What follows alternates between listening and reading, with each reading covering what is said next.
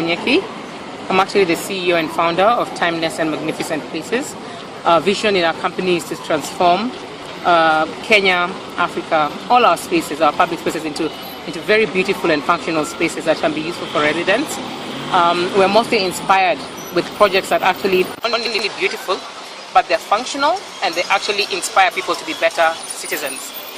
This first project has a theme called governance, and what you see behind me is actually a pillar of governance that we're actually unveiling today. This pillar, if you will see, it actually represents a kind of value system that we want as a nation, the kind of good governance that is essential as a person. And when you say governance, people normally think the government. But what this pillar is trying to do is remind Kenyans and every individual who looks at it that governance is me. What am I doing to change my situation? What am I doing to change my community, my village? So that together, if we all take that personal responsibility, the country will definitely grow in leaps and bounds, not in the way that it's growing steadily.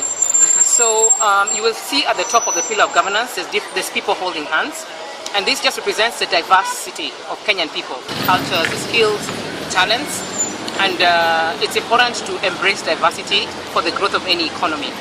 But what is important is that we're united in our diversity. So you will see the people up there in the pillar are holding hands to represent that diversity is good, we're different and everything, we bring a lot to the table, but it's important to be united.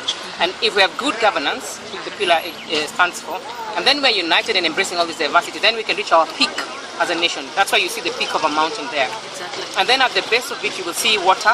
Later when we unveil this, we'll have colored water. And these different colors represent a succeeding economic sectors in Kenya. And these succeeding economic sectors are deliberately put there in different colors so that when Kenyans look at this whole feature, the pillar of governance with this water feature that has colors, they will be focusing on what is working rather than what's not working.